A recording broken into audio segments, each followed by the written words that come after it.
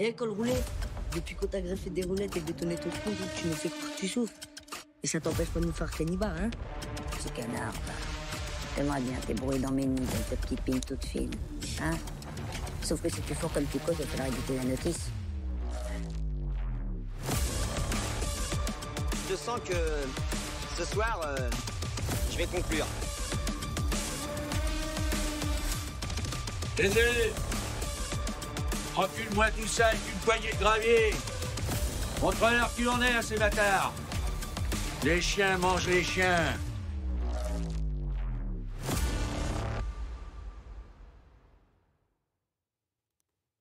Salut les cinéphiles, les nostalgiques des années 2000 et les gens qui kiffent se faire mal en regardant des films tout mignons. Aujourd'hui, on va décortiquer ensemble le film qui a fait découvrir Montmartre à tous les Japonais de la planète et qui a transformé le Café des Deux Moulins en attraction touristique niveau Disneyland. Je parle évidemment du fabuleux destin d'Amélie Poulain. Ce truc complètement barré qui a défoncé tous les records en 2001 et qui continue encore à causer aujourd'hui et à faire pleurer dans les chaumières. Attachez vos ceintures, ça va causer. Alors déjà, contexte. On est en 1997. Jean-Pierre Jeunet vient de finir Alien la Résurrection avec Sigourney Weaver. Et le mec en a sa claque. Il est à Hollywood, il gagne des thunes de ouf, mais il en a ras le cul. Dans un interview, il explique qu'après avoir passé des mois à faire joujou avec des monstres en images de synthèse et un budget de fou, il avait juste envie de rentrer en France pour faire un petit film avec ses potes, un truc simple, sympa, genre film d'auteur tranquille. Spoiler alert, ça va devenir un des plus gros succès du cinéma français et le mec va se retrouver à gérer un phénomène de société. Mais on y reviendra. Donc Jeunet rentre à Paris. Il habite à Montmartre et un jour, il se balade dans son quartier. Le mec est complètement nostalgique. Il a passé des mois aux States et là, il redécouvre son chez lui. Les petites rues, les cafés, l'ambiance un peu vintage de Montmartre. Et c'est là que l'idée lui vient, comme une putain d'épiphanie divine. Il va faire un film sur Montmartre.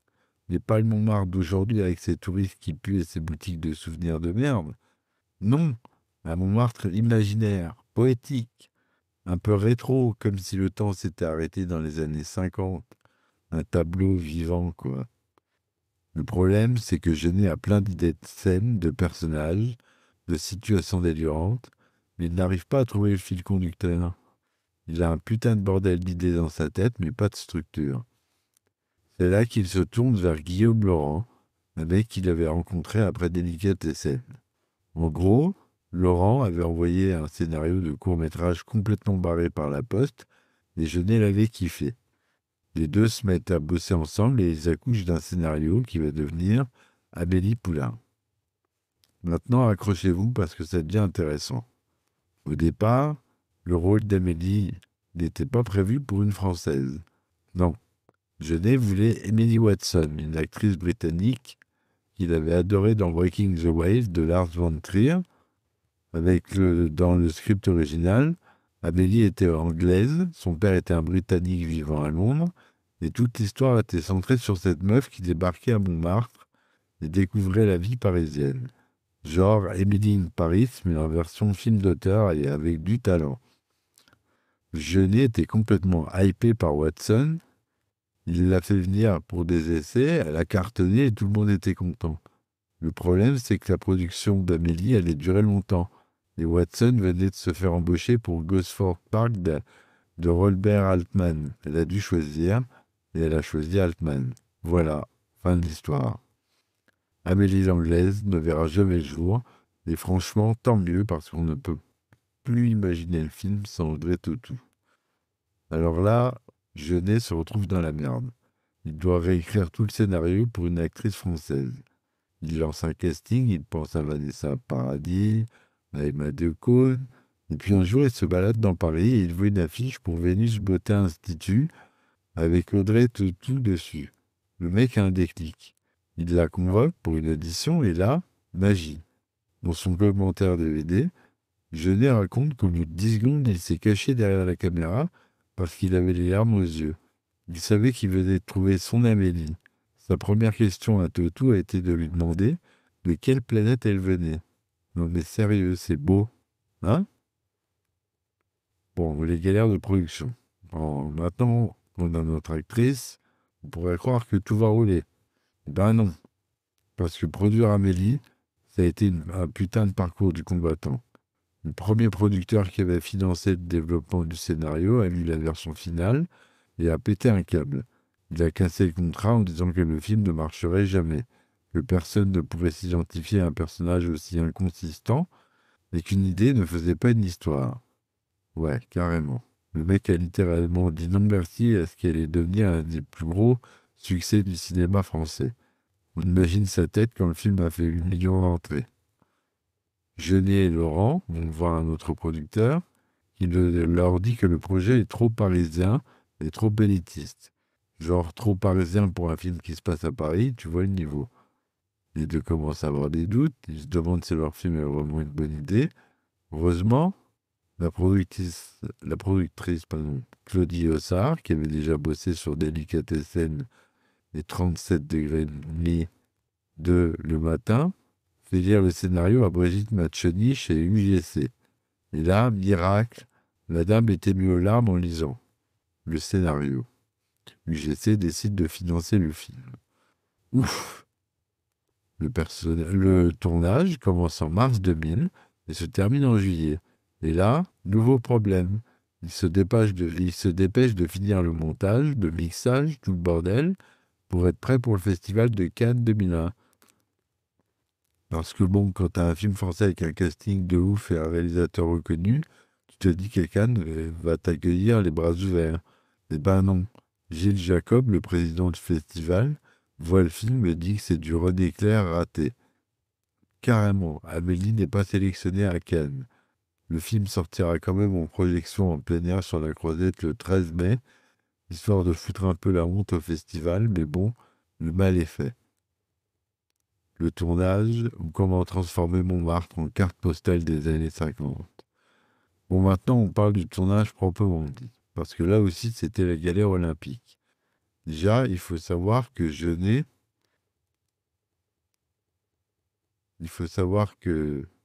ne tourne jamais en extérieur. Le mec déteste ça. Il aime tout contrôler, la lumière, les décors, tout. Et là, il doit faire un film sur Montmartre avec des scènes en extérieur partout. Rue Le Pic, rue des Trois Frères, la gare de l'Est, le canal Saint-Martin, le cauchemar. Pour que ça ressemble à Montmartre imaginaire, l'équipe a dû faire un boulot de dingue. Ils ont nettoyé tous les tags de la butte Montmartre. Genre, ils ont littéralement passé des semaines à gratter les murs pour que tout soit nickel. Ils ont enlevé toutes les voitures modernes, toutes les affiches publicitaires qui faisaient trop années 2000. Ils ont même construit des fausses cabines téléphoniques là où il n'y en avait pas. Parce que oui, dans le film, les cabines téléphoniques sont partout. C'est une époque bénie où on ne se passait pas de notre vie à mater nos smartphones. Le café des Deux Moulins, c'est un vrai café sur la rue Le Pic. Jeunet l'avait découvert en allant déjeuner là en octobre 1999 et il avait kiffé l'ambiance. Il a demandé au propriétaire, Claude Labbé, s'il pouvait y tourner. Le mec a d'abord dit non parce qu'il ne voulait pas déranger les autres commerçants et ses clients habituels. Jeunet a insisté, promis de faire gaffe, de ne pas tourner le week-end ni aux heures de livraison, de ne pas mettre des câbles sur le trottoir. L'abbé a fini par accepter après avoir demandé l'avis de ses clients fidèles, qui étaient presque tous pour. Et heureusement, parce que depuis, le café est devenu une putain d'attraction touristique. Il y a même une affiche du film au fond. Le propriétaire a dit plus tard que c'était une expérience unique et magnifique. Ouais, et surtout très rentable. Hein. Pour la maison du père d'Amélie, ils ont tourné à Aubonne, dans le Val d'Oise. Le narrateur, André Dussolier, dit dans le film que la famille habite à Enghien. Mais en fait, l'image montre clairement Aubonne. Le propriétaire de la maison,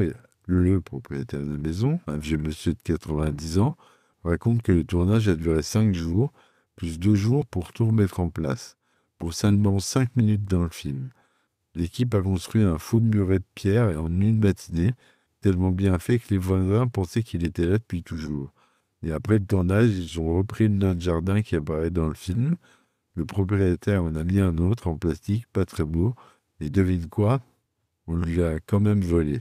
Les gens sont cons. Hein, c'est pas possible. Le truc qui frappe quand on regarde Amélie, c'est les couleurs. Jeunet a transformé Paris en bonbonnière. Le film est rouge, vert et jaune partout. C'est presque agressif tellement c'est saturé. Et c'est pas un hasard. Jeunet s'est inspiré du travail de Juarez Machado, un artiste brésilien dont les tableaux sont dominés par ces trois couleurs. Le but, c'est de créer un univers visuel hyper stylisé, presque irréel. Paris ne ressemble jamais à ça dans la vraie vie, mais c'est là, c'est ce qui est beau, c'est que c'est un Paris imaginaire, fantasmé, comme si tu avais des lunettes roses sur le nez. Pour obtenir ce rendu, ils ont bossé en post-production avec un intermédiaire numérique. À l'époque, c'était encore assez rare. Ils ont retouché toutes les couleurs, image par image, en accentuant les verts, les rouges et les jaunes, et en désaturant les autres teintes. Le résultat, c'est ce truc halluciné où tout semble sortir d'un conte de fées pour adultes. Les gens qui ont vu le film au cinéma en 2001 ont été soufflés par les couleurs. Aujourd'hui, avec tous les filtres Instagram et les films Marvel qui en foutent partout, on est un peu blasé. Mais à l'époque, c'était révolutionnaire. Les ricochets en CGI, ou quand Audrey Tautou ne sait pas faire de ricochets. Bon, parlons d'une des scènes les plus iconiques du film. Amélie, sur le pont écluse du canal Saint-Martin, il fait des ricochets dans l'eau. C'est beau, c'est poétique, c'est zen. Sauf que voilà, Audrey Tautou ne sait pas faire de ricochets. Genre, elle a essayé pendant des heures, elle n'y arrivait pas. Du coup, solution de secours, ils ont fait des ricochets en images de synthèse. Carrément. Tous ces beaux ricochets que tu vois à l'écran, c'est de la CGI. On te vend du rêve, mais c'est de la triche numérique. Enfin bon, ça reste joli et on s'en fout un peu au final. Cette scène, elle résume bien le film. C'est un mélange de réel et d'artificiel, de poésie et de technologie. Jeunet adore les effets spéciaux. Il a posé sur Alien, après tout. Il les utilise partout dans Amélie, mais de manière subtile. Des nuages qui forment des lapins dans le ciel, des séquences où Amélie fond littéralement par terre, le cœur qui bat dans la poitrine de Nino. Tout ça, c'est des effets. Et c'est tellement bien intégré qu'on ne s'en rend même pas compte. Un truc génial avec Amélie, c'est le casting. Jeunet a choisi des acteurs qu'il connaissait déjà ou qu'il avait envie de découvrir. Et les résultats, c'est une bande de personnages complètement barrés qui fonctionnent tous parfaitement. T'as Rufus, son père d'Amélie, ce docteur taciturne, qui construit un hôtel à sa femme morte et qui ne touche jamais à sa fille. T'as Isabelle Nanty, en Georgette, la buraliste hypocondriaque qui kiffe les clopes alors qu'elle est tout le temps malade. T'as Jamel Debbouze en Lucien, le commis d'épicerie maltraité par son patron. Et puis t'as Mathieu Kassovitz en Néo, le mec bizarre qui bosse dans un sex shop et qui collectionne les photos de photomatons. Kassovitz, justement, c'est marrant parce qu'à l'époque, il était surtout connu pour La Haine, un film ultra réaliste et violent sur les banlieues. Le voir dans Amélie, ce conte de fées sucré, c'était un peu déconcertant, mais il est parfait dans le rôle. Son Nino est à la fois flippant et attachant, un peu nerd, un peu désespéré, et la scène où il suit Amélie déguisée en Zorro dans le métro, c'est du grand n'importe quoi, mais ça marche. Et puis t'as André Dussolier en voix off. Au départ, Jeunet voulait Jacques Thébault, l'ancienne voix française de Steve McQueen. Le mec avait vieilli et sa voix n'était plus au top. Dussolier, lui, a cette diction parfaite, un peu pièce précieuse, qui colle nickel avec l'univers du film. Sa voix, c'est un peu la cerise sur le gâteau. Sans lui, le film ne serait pas le même. Et là, on va parler de la musique de Yann Tiersen, ou comment devenir mondialement connu avec un accordéon. Impossible de parler d'Amélie sans parler de la musique. Yann Tiersen, le mec qui a composé la bande originale, était un artiste plutôt confidentiel avant le film. Il avait sorti quelques albums, il tournait un peu, mais il n'était pas super connu. Jeunet l'a découvert par hasard et a kiffé son univers musical. Ce mélange de piano, d'accordéon, de mélodies un peu mélancoliques et un peu guillerette en même temps. Le truc drôle, c'est que la moitié de la musique du film ne vient pas du film. Tiersen a piqué des morceaux dans des albums précédents et les a mis dans Amélie. La comptine d'un autre été, par exemple, était déjà sortie avant. Mais bon, personne ne le savait et tout le monde pensait que c'était la musique originale. Tiersen a juste recyclé son propre boulot et ça a cartonné. L'album de la bande originale s'est vendu à plus d'1 million d'exemplaires. Le mec est devenu une star internationale. Il a même gagné un César pour la meilleure musique originale en 2002. Pas mal pour un mec qui a essentiellement fait du copier-coller. Enfin, c'est lui qui était à l'origine de la musique quand même. Aujourd'hui, si tu vas dans un café parisien un peu bobo, il y a de bonnes chances que tu entendes de la musique d'Amélie en fond. C'est devenu le symbole sonore de Paris pour les touristes. Un peu comme dans l'Avion rose d'Edith Piaf, mais version 2001.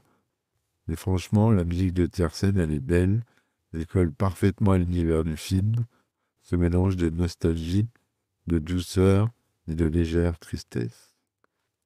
Le succès, comment un film français a conquis le monde. Quand Amélie sort en salle le 25 avril 2001, personne ne s'attend à ce qui va se passer.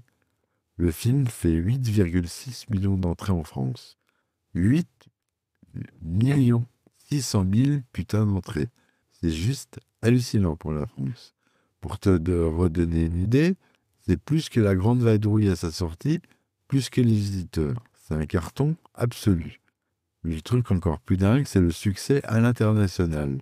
Le film rapporte 174 millions de dollars dans le monde entier. Pour un film français qui a un budget de 10 millions d'euros, c'est du jamais vu. Amélie devient un phénomène global. Les Américains adorent, les Japonais en deviennent fous, les Allemands kiffent. Partout, c'est la même chose. Le film touche un truc universel, cette envie de croire que le monde peut être beau et que les petits bonheurs comptent. Aux États-Unis, Amélie est nommée aux Oscars dans 5 catégories, dont meilleur film étranger et meilleur scénario original. Le film ne gagne rien, parce que bon, Hollywood préfère récompenser des trucs américains, mais c'est déjà énorme d'être nommé. En France, le film rafle 4 Césars en 2002, dont meilleur film, meilleur réalisateur.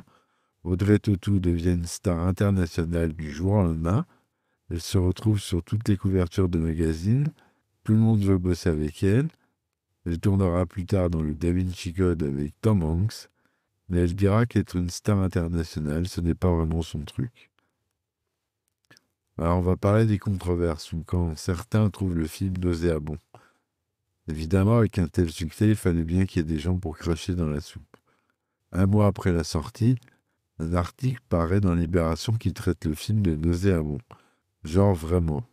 Le journaliste accuse Amélie d'être réactionnaire, d'idéaliser un Paris blanc et bourgeois, de nier la réalité sociale. Bref, le film est un truc de facho selon lui. Guillaume Laurent, le co-scénariste, a réagi en disant que ce film c'était un caillou dans la chaussure. Il a aussi essayé de comprendre pourquoi certains détestaient autant le film. Sa théorie, c'est que le succès commercial a créé des problèmes. Amélie était un film d'auteur au départ, mais quand il a fait des millions d'entrées, certains critiques ont eu du mal à accepter qu'un film populaire puisse être intelligent et bien fait. L'accusation de racisme, elle est quand même étrange. Ouais, il n'y a quasiment pas de minorité visible dans le film, à part Jamel Debbouze, mais le film ne prétend pas être un documentaire social sur Paris. C'est un conte de fées, un fantasme poétique. Reprocher à Amélie de ne pas être réaliste, c'est comme reprocher à Harry Potter de ne pas parler des problèmes d'emploi des jeunes sorciers. C'est passer à côté du propos, mais bon, certains ont besoin de trouver des trucs à critiquer, surtout quand on a un film qui marche trop bien. Depuis la sortie du film, Montmartre n'est plus vraiment le même. Les lieux de tournage sont devenus des attractions touristiques. Le café des Deux Moulins est envahi de Japonais, d'Américains, de Brésiliens qui viennent prendre des photos devant la devanture. L'épicerie Collignon au marché de la rue Le Pic a gardé son enseigne du film et vend des cartes postales d'Amélie. Le propriétaire, Ali, a conservé tous les décors, et c'est devenu une boutique souvenir version réelle. Le métro Abbesse, où Amélie rencontre Nino pour la première fois, c'est aussi devenu un lieu de pèlerinage. Sauf que la scène n'a pas été tournée à Abbesse, mais à la station fantôme Porte des Lilas, une station désaffectée utilisée pour les tournages. Mais bon, les touristes s'en foutent. Ils vont quand même à Abbesse pour prendre des photos. Pareil pour le canal Saint-Martin, où Amélie fait des ricochets. Il y a toujours des gens qui essaient de faire des ricochets au même endroit, sauf qu'on t'a dit, les ricochets du film sont en CGI, donc bonne chance pour les reproduire. Montmartre, c'est un peu devenu le parc d'attractions Amélie Poulain. Il y a même des visites guidées où des guides te montrent tous les lieux du film en te racontant des anecdotes. C'est cool pour l'économie locale, mais c'est aussi un peu tuer le charme du quartier. Jeunet lui-même a dit qu'il ne pourrait plus refaire une suite à Amélie aujourd'hui parce que Paris est devenu trop moche, trop commercial. Le Montmartre du film n'existe plus vraiment, il n'existe que dans le film. Les dialogues cultes, ou comment tout le monde cite Amélie sans s'en rendre compte. Amélie Poulain, c'est un film aussi bourré de répliques cultes, genre t'as forcément entendu ou dit des trucs du film sans même t'en rendre compte. Par exemple, la scène où le narrateur décrit les petits plaisirs d'Amélie. Elle aime plonger sa main dans les sacs de grains, elle aime casser la croûte des crèmes brûlées avec sa petite cuillère, elle aime faire des ricochets au canal Saint-Martin. C'est devenu un mème avant que les mèmes existent. Tout le monde a fait sa propre liste de petits plaisirs, façon Amélie.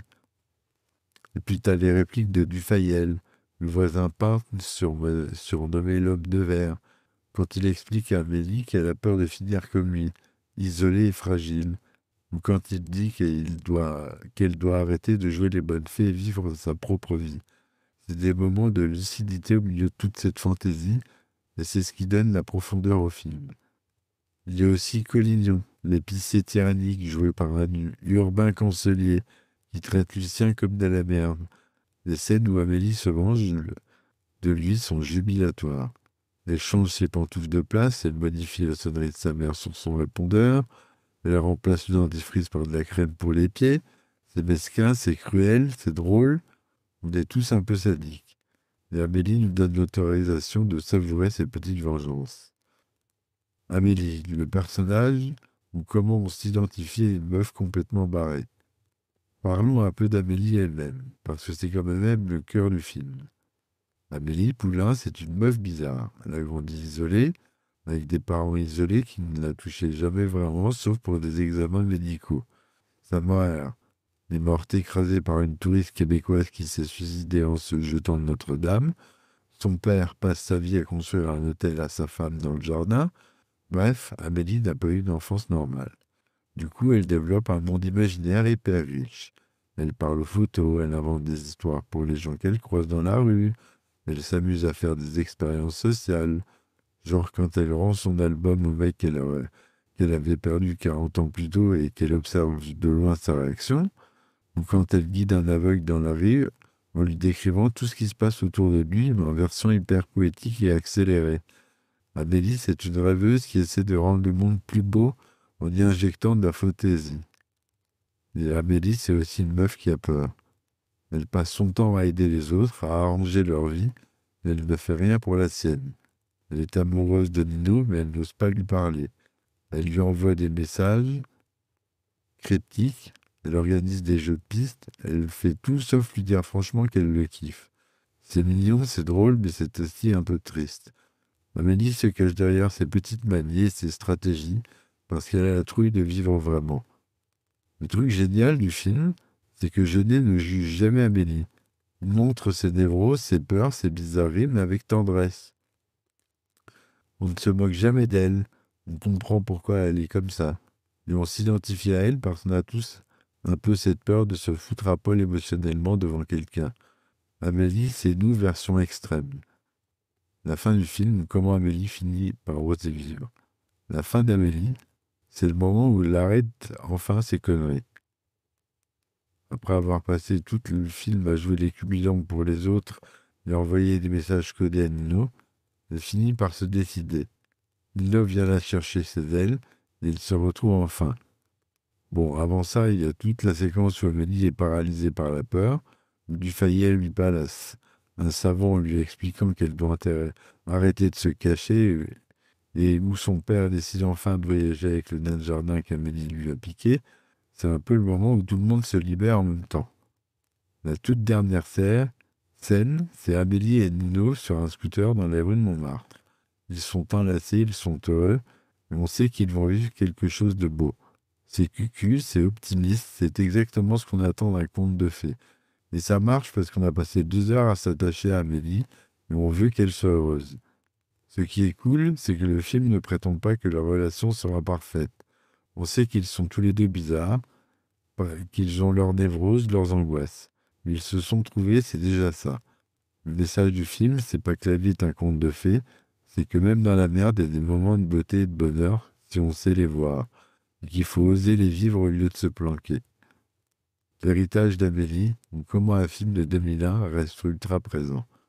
24 ans après sa sortie, Amélie Poulain reste ultra présent dans la culture populaire.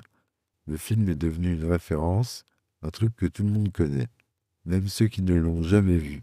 L'esthétique du film a influencé un paquet de réalisateurs, de photographes, de publicitaires. Les couleurs saturées, les cadrages léchés, les petits détails visuels, tout ça est devenu un style. Un style qui a été copié, parodié, détourné 1000 fois. Amélie a aussi lancé toute une vague de films français à gros budget, avec des ambitions internationales. Après le succès d'Amélie, les producteurs français ont compris qu'on pouvait faire des films d'auteur qui marchent commercialement à l'étranger. Ça a ouvert des portes pour plein de cinéastes.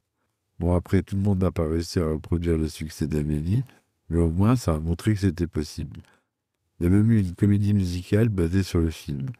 En 2015, une adaptation par Broadway a été créée et elle a tourné un peu partout dans le monde.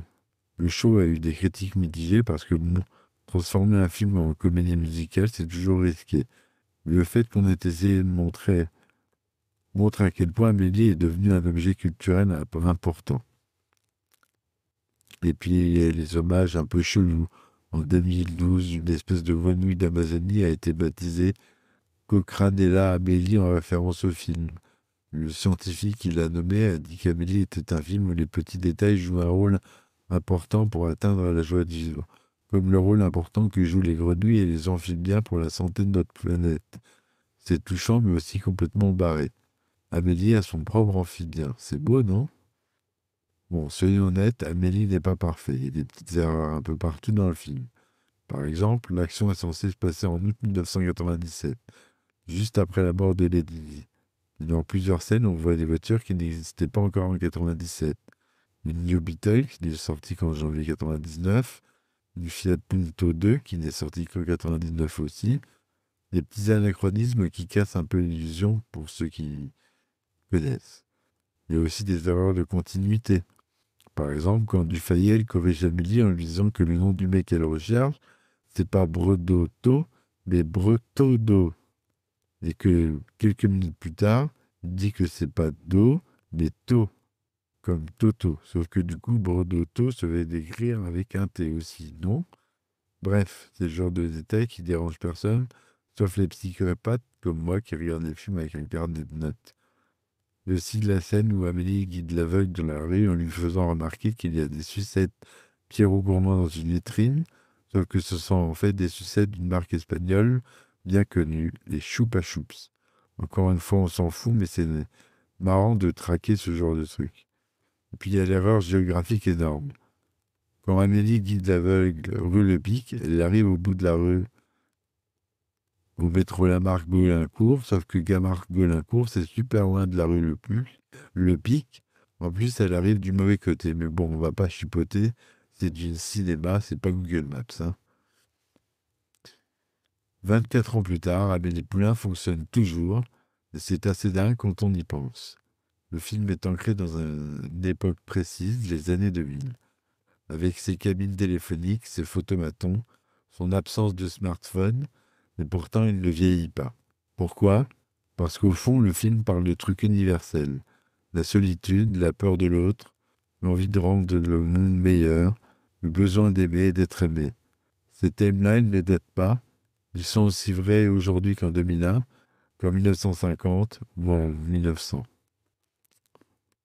Amélie, c'est aussi un film qui arrive pile au bon moment. Il sort en avril 2001, 5 mois avant le 11 septembre, 5 mois avant que le monde change complètement et devienne plus sombre que plus anxiogène. Amélie, c'est le dernier souffle d'innocence avant la catastrophe. Et quand les gens l'ont découvert après le 11 septembre, le film a pris une autre dimension. C'était une bulle de douceur, un refuge, un rappel que la beauté et la gentillesse existaient encore. Aujourd'hui, après des années de crise, de Covid, de guerre, de catastrophes climatiques, Amélie reste pertinemment pour les mêmes raisons. On a besoin de croire que le monde peut être beau même s'il est pourri. On a besoin de se dire que nos petites actions comptent, même si elles semblent dérisoires face aux problèmes globaux. Amélie nous donne cette permission. C'est un film optimiste, mais pas naïf. Il sait que le monde est dur, mais il choisit de se concentrer sur les petits miracles du quotidien. Après Amélie, Jeunet s'est retrouvé dans une situation bizarre. Il avait fait le film le plus populaire de sa carrière, mais aussi le film le plus difficile à suivre. Comment fais-tu après avoir cartonné à ce point? Comment évites-tu de te répéter ou de décevoir? Jeunet a choisi de faire Un long dimanche de fiançailles en 2004, une adaptation du roman de Sébastien Japrisot, avec encore André Tautou. Le film est beaucoup plus sombre, plus mélancolique, centré sur la Première Guerre mondiale. C'est un beau film, mais il n'a pas eu le même impact qu'Amélie. Après, il a fait Big Mac à Tire-Larigot en 2009, un film plus baroque, plus expérimental, plus extravagant, Voyage du jeune et prodigieux T.F. Spivet en 2013, d'aventure familiale. Et en 2024, il sort Big Bug, un film de science-fiction disponible sur Netflix, que je n'ai pas vu. Aucun de ces films n'a retrouvé le succès d'Amélie, parce que ce que j'ai vu dans les critiques, en tout cas pour Big Bug, les autres j'ai été vus, et c'est normal. Amélie était un accident heureux, un alignement des planètes. Jeunet reste un excellent réalisateur, mais il n'a pas cherché à refaire Amélie. Il a continué à explorer son univers visuel délirant, ses personnages loufoques, ses histoires décalées, et c'est ce qu'il fait qu'il est intéressant. Il a souvent aussi dit qu'il ne ferait jamais de suite à Amélie, pas parce qu'il ne veut pas, mais parce que le Paris d'aujourd'hui ne ressemble pas au Paris du film. Montmartre est devenu trop touristique, trop commercial. Les petits commerces sont disparus, remplacés par des boutiques de souvenirs et des chaînes. Le charme s'est évaporé. Faire une suite serait mentir et Jeunet ne veut pas ça. Audrey Tautou après Amélie ou Comment gérer d'être devenue une icône mondiale. Pour Audrey Tautou, Amélie a été une bénédiction et une malédiction. D'un côté, le film l'a propulsée au sommet. Elle est devenue une star internationale. L'égérie Chanel, l'actrice française la plus bankable de sa génération. De l'autre, elle a été enfermée dans ce rôle. Pendant des années, on ne voyait qu'Amélie quand on la regardait. C'était difficile pour elle de s'en détacher. Tautou a essayé de diversifier ses rôles. Elle a fait des drames, des comédies, des thrillers. Elle a tourné avec des réalisateurs prestigieux. En 2006, elle joue dans le Da Vinci Code avec Tom Hanks, un film qui cartonne au box-office mondial. Elle a toujours aussi dit que la célébrité internationale ne l'intéressait pas vraiment. Elle aime jouer, elle aime le cinéma français, mais elle n'aime pas le cirque médiatique. Aujourd'hui, Tautou continue de tourner, mais de manière plus sélective. Elle choisit ses projets, elle refuse les grosses productions sans âme. Elle est restée fidèle à elle-même et c'est admirable. Amélie lui a donné une carrière, mais elle n'a pas laissé Amélie la définir complètement. Et c'est peut-être la plus belle leçon du film. Être Amélie, c'est chouette pour un temps, mais être Audrey, c'est encore mieux. Conclusion, pourquoi Amélie reste un putain de chef-d'œuvre? Eh bien, les gars, on arrive à la fin de ce podcast, il est temps de conclure. Pourquoi Amélie reste un putain de chef-d'œuvre 24 ans après sa sortie? Parce que c'est un film sincère. Jeunet et Laurent ont raconté l'histoire qu'ils avaient envie de raconter, sans calcul, sans cynisme. Ils ont créé un univers cohérent, un style visuel unique, des personnages attachants. Ils ont mis de l'amour dans chaque plan, dans chaque dialogue, dans chaque note de musique. Amélie, c'est aussi un film généreux. Il ne se moque jamais de ses personnages, même quand ils sont ridicules. Il ne juge jamais, il observe avec tendresse. Il lui dit que tout le monde mérite d'être heureux, même les gens bizarres, même les solitaires, même les paumés. C'est un message simple mais puissant. Et puis Amélie, c'est un film qui nous rappelle que le cinéma peut être magique, qu'un film peut nous faire rêver, nous émouvoir, nous faire voir le monde autrement. C'est pas juste du divertissement, c'est une expérience. Quand tu sors de la salle après avoir vu Amélie pour la première fois, t'as envie de faire des ricochets dans le canal, de changer la vie de quelqu'un, de sourire à des inconnus dans la rue. Le film te donne envie d'être meilleur et c'est rare. Voilà, c'était mon petit délire sur Amélie Poulain, un film que j'ai vu 20 fois et que j'en verrai encore 10 fois, et qui me fera toujours le même effet. Si t'as pas vu Amélie, va le voir. Si tu veux la vue, va le revoir, et si tu le détestes, eh ben tant pis pour toi, tu passes à côté d'un des plus beaux films français de ces 30 dernières années. Allez, je vous laisse, j'ai des ricochets à faire. Salut les gens, et n'oubliez pas, la vie c'est comme un gros sac de grains. Des fois c'est doux et agréable, des fois ça te pique la main, mais c'est toujours mieux quand tu prends le temps de plonger la main jusqu'au coude, ou un truc dans le genre. Allez, ciao! Abonnez-vous s'il vous plaît, si l'épisode vous a plu, mettez 5 étoiles sur vos différentes plateformes d'écoute. Ça aide beaucoup le podcast à se faire reconnaître et avancer. Pour moi, c'est important. Merci à vous de m'avoir écouté et à très vite pour un nouvel épisode. Ciao, ciao!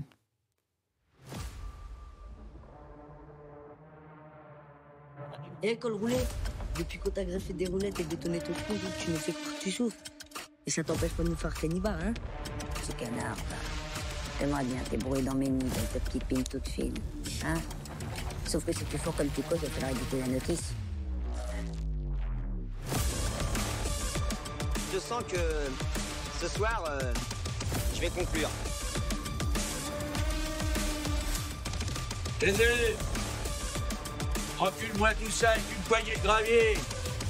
Montre-leur qui on est à ces bâtards.